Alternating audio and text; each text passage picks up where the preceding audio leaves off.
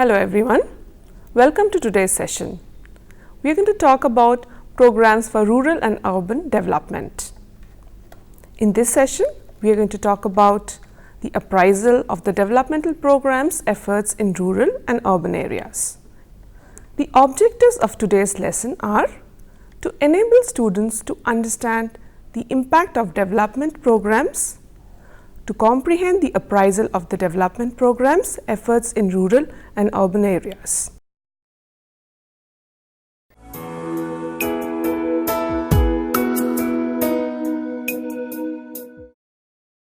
The most important landmark in the history of Indian rural development efforts was the setting up of an organization called Community Projects Administration in March 1952. The main thrust of the organization was to administer community development programs at grassroots level. The organization and its programs underwent many transformations in an effort to accord higher priority to rural development.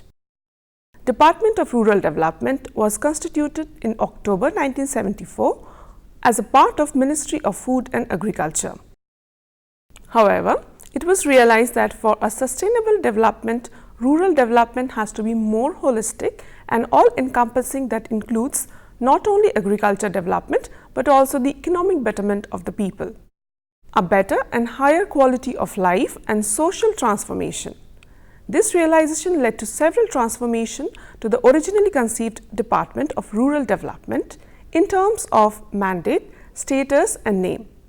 Today, the former Department of Rural Development has been elevated to the status of a ministry and has been renamed as a Ministry of Rural Development.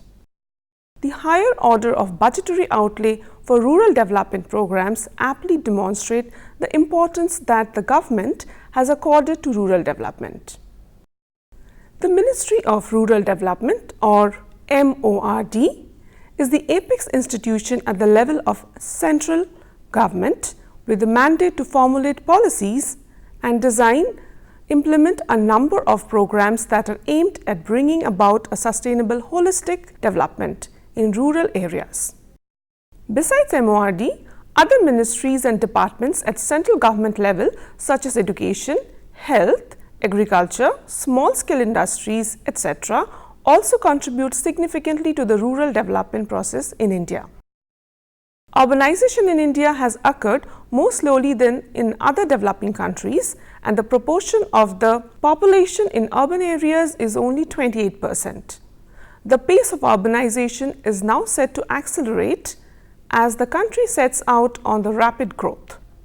300 million Indians currently live in towns and cities, underserved by utilities with inadequate housing and now choking in traffic. Within 25 years, another 300 to 400 million people will be added to Indian towns and cities. If not well managed, this inevitable increase in India's urban population will place enormous stress on the system. The 11th plan included several schemes to promote an orderly and sustainable process of urbanization, which would support growth and inclusive development.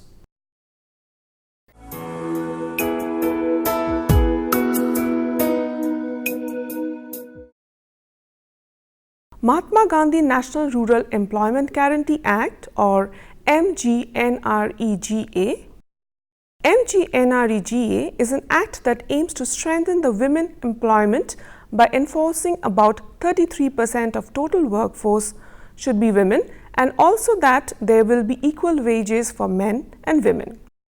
Impact of MGNREGA with regard to rural women empowerment.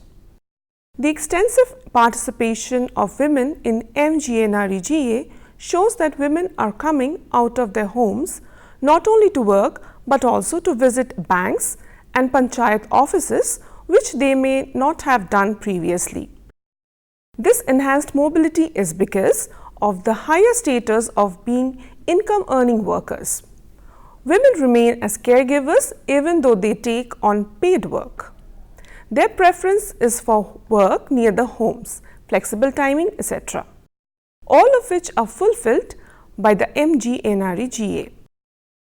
In many rural areas, there are few work opportunities other than agriculture. Therefore, poor households who are dependent on agricultural work for their survival are forced to migrate during lean seasons or somehow survive through borrowing, etc.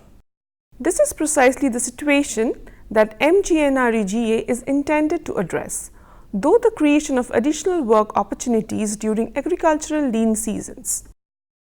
The type of work created, that is paid work on public works, is well suited to the prevalent tradition of women's working patterns in some states.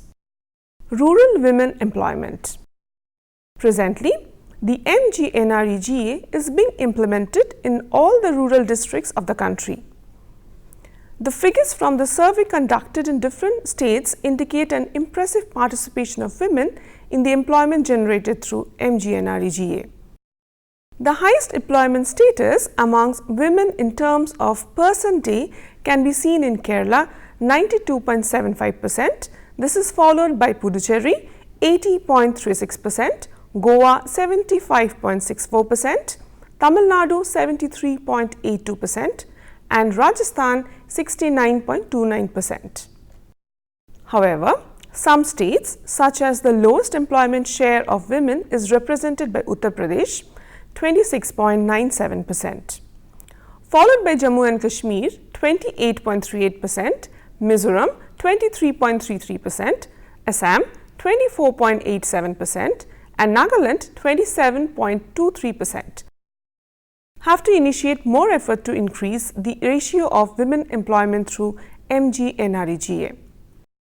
On the other hand, Daman and Diu, Dadra Nagar Haveli and Chandigarh have not generated any employment during the financial year of 2011-2012. Impact on migration. One of the important objectives of MGNREGA is the significant reduction in migration of unskilled labour force from the rural villages to urban cities through its provision of 100 days of guaranteed wage employment. The survey has gathered various facts of migration in the selected villages. A study revealed that out of 200 households, only 14.5% reported that they migrated for their livelihood. Total number of migrated persons in all the surveyed villages were only 38. 83% of the migrants were male, 82% migrants are married, 66% are educated, and 74% fall under the age group of 25 to 49. On the whole, MGNREGA led to an increased growth in both male and female agricultural wages in the dry season. Investment in waterworks became more productive in the increasing gross irrigated area subsequently. On an average, MGNREGA is providing employment to the tune of 18.1% of the total employment of the households.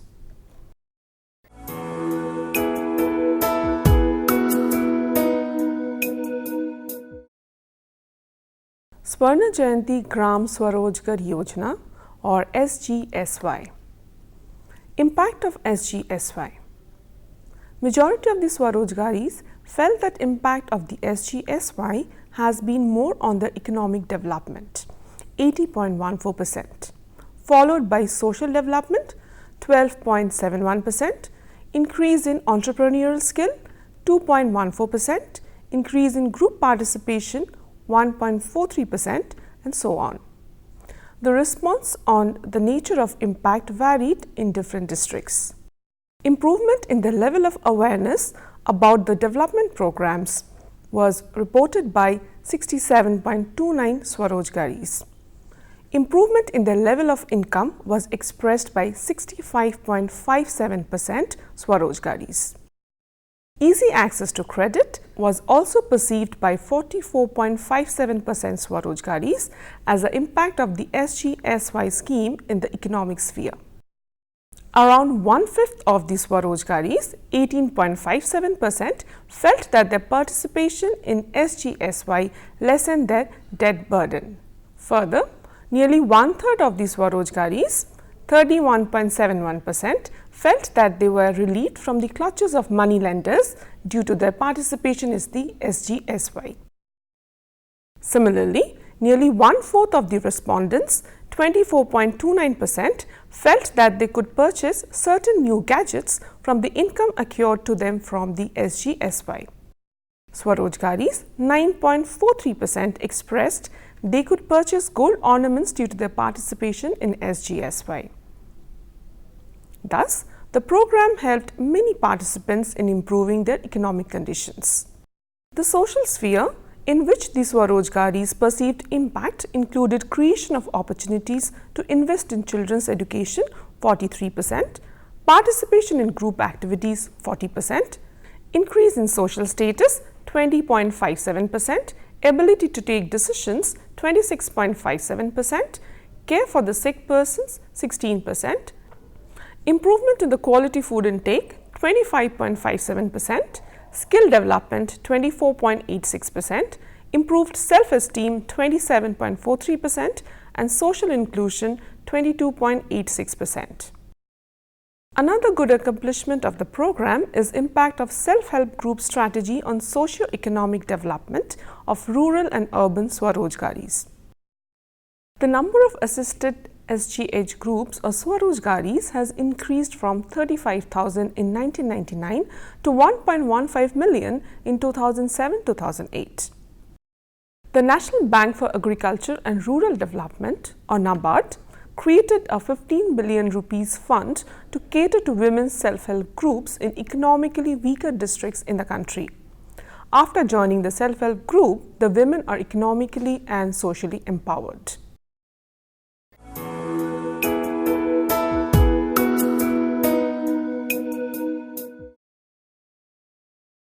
Economic empowerment, saving and financial decision making. One of the primary benefits of participation in a SHG is the opportunity to save regularly, access formal saving institutions and participate in the management of these savings. They save regularly, have their own bank accounts and make deposits to these accounts. Access to credit. Membership in SHGs open doors to women to avail credit either from their own group or from the bank. The financial mobility due to participation in the SHG has led to an improvement in the quality of life. Regular repayment. Some of the NGOs' reports shown that the record on the repayment of loans by women was often better than that of men, and women were more likely to spend their income on their families, leading to improved health and nutrition of the poor population and for improving the quality of their lives. Generation of self-employment. The implementation of SHG has generated self-employment opportunities for the rural poor. The progress of the program since inception assisted in formation of 35.7 lakh SHGs, assisted 1.24 crore Swarojgaris in established their own micro-enterprises. Social empowerment. The social impact of the SHG program increased involvement in decision-making, awareness about various programs and organizations, increased access to such organizations, increased expenditure on health and marriage events. There is a change in the attitude of the male members of the families about the concept of SHG and encourage women to participate in the meetings, and women reported that they have savings in their name and it gives them confidence and increase their self-respect. Improved communication. Microfinance movement had a good impact on communication of women members in their ability to express their feelings without fear and made people more confident to express themselves. Interaction with outsiders. Members could get opportunity to interact with bankers, government officials, NGOs and others in the process of microfinance. This interaction helped them to articulate their problems and improve their self-confidence. Self-confidence among members. The group formation brought out the hidden talent and leadership qualities among the members. Therefore, it can be concluded that after joining the SHG, the members have improved their status in family, become helpful in family finance, and sometimes helped others too. Now, majority of the SHG members feel that they get more respect in the village and also at home. They are also invited for social and community functions. Decrease in family violence. Involvement with SHG has reduced violence at home in 25% cases, especially due to lessening of economic difficulties. Access to amenities. Since SHG program has economic as well as social implications, it can be seen that there has been an increase of 40% in SHG members in terms of their status of access to amenities. Therefore, it can be concluded that after joining the SHG, the members have improved in getting access to amenities like medical, sanitation, education, market, water supply, and transport. Community participation. SHG members undertook a lot of community activities which they earlier could not have imagined. They distributed school uniforms to poor students, they undertook a plantation drive, distributed pen and notebook sets to poor students, and donated some money to a charity during a national calamity. Political empowerment. Participation in local government. Because of SHGs, women know about the local political institutions such as Gram Panchayats and have better knowledge of where to report certain type of grievances. As part of the political empowerment process, it is a pertinent fact that many women have not only been elected to the Gram Panchayat, but also some of them became role models. Health and nutritional status of families. Improved health and nutritional status. Female social and economic empowerment, the nutritional status of the families and sanitation in the households have improved. And it has led to better health condition in families. Now women are taking treatment from qualified doctors even though they have to travel to nearby towns. Educational status of families. Enhanced child education. Children education has improved significantly, especially girl education was very low, but now SHG members are sending their children including girls to school. SHGs and environmental management. Today, SHGs have a role to play in poverty alleviation through empowerment of women in India. Moreover, women tend a greater involvement in environmentally sustainable activities and environmental management than men. Therefore, involvement of women in development programs through SHGs can effectively increase awareness of society toward environmental sustainability.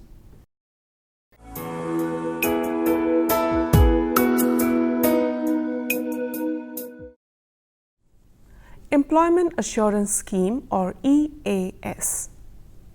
Impact of EAS.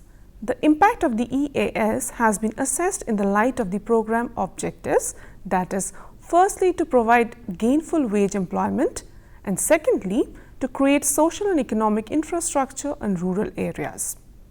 The employment generated during a period of 3 financial years in 2 RD blocks reached up to 5,35,627 man days with expenditure incurred amounting to Rs 280.01 lakhs. Central assistance of Rs 5,577.22 crores have been released to the states or union territories. The number of registered persons in various states or union territories is 269.92 lakhs and the employment generated is 10,953.33 lakh man days. The social and economic infrastructure created included construction of link roads, soil and water conservation measures, minor irrigation, construction of Anganwadi or primary school buildings, others like public playgrounds, community halls, work sheds, vocational training centers and suspension bridges, etc. The result indicated that the objectives of EAS were achieved to the extent of employment generation and creation of community assets. Most of the community assets created under the scheme were reported to be of great benefits to the communities. Some assets were still left for continuation even after a lapse of 10 or more years. This might be attributed to the fact that the program budget did not provide for maintenance of assets. Even the communities did not seem to take up measures on maintenance of their assets by mobilizing their own resources.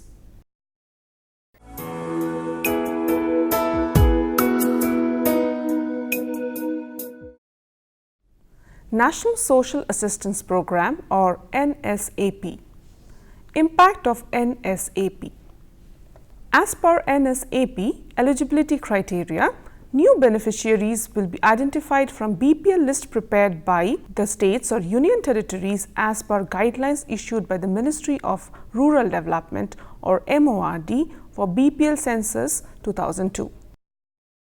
NSAP program funds are allocated based on the estimated number of beneficiaries under the different schemes of NSAP in each state or union territories.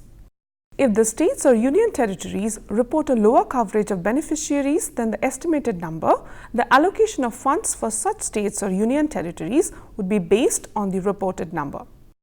In case the number of eligible beneficiaries is more than the estimated number of beneficiaries in any state or union territories, the expenditure on excess number of beneficiaries would be met from the financial resources of the respective state or union territories.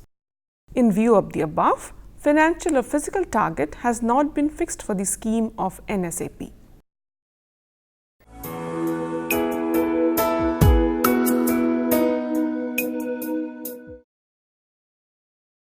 Jawaharlal Nehru National Urban Renewal Mission or JNNURM.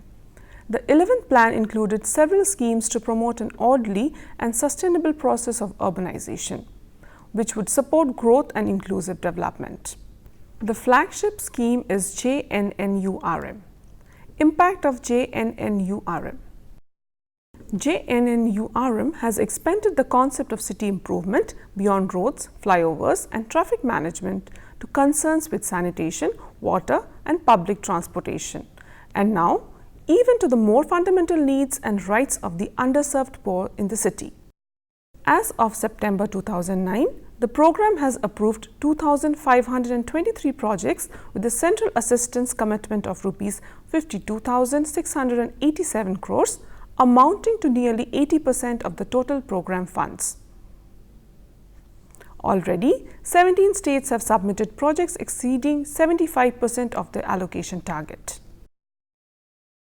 Out of 52,687 crore rupees commitment from the centre, 21,513 crore rupees has already been released to the states to date, that is, around 40% of the approved funds. 139 projects completed under Urban Infrastructure and Governance or UIG and Urban Infrastructure and Development Scheme for Small and Medium Towns or UIDSSMT in 103 cities or towns at the end of December 2009, which is meant for substantive and much desired changes like improved water supply, better sanitation, improved drainage, better connectivity for city commuters and better waste management. Urban Infrastructure and Governance or UIG. The UIG component will provide for urban infrastructure projects relating to water supply, sewage, solid waste management and roads in 65 mission cities. The component has been allocated 31,500 crore rupees. Basic Services to the Urban Poor or BSUP. Housing and slum development projects in 65 mission cities will be a part of BSUP. The total allocation towards this is 16,332 crore rupees. Urban Infrastructure and Development Scheme for Small and Medium Towns or UIDSSMT.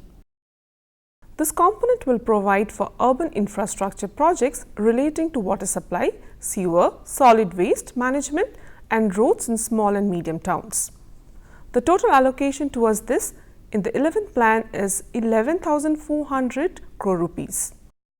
Integrated Housing and Slum Development Programme or IHSDP. This component will provide for housing and integrated slum development in non-mission cities and towns. The total allocation for IHSDP in the 11th plan is 6,811 crore rupees. Atal Mission for Rejuvenation and Urban Transformation, AMRUT or AMRUT. Impact of AMRUT. Bringing clear convergence in 123 AMRUT cities that enable pooling of funds and integration of action plans is the objective of this program. Affordable housing is an integral part of Smart City initiative, which focuses on inclusive development.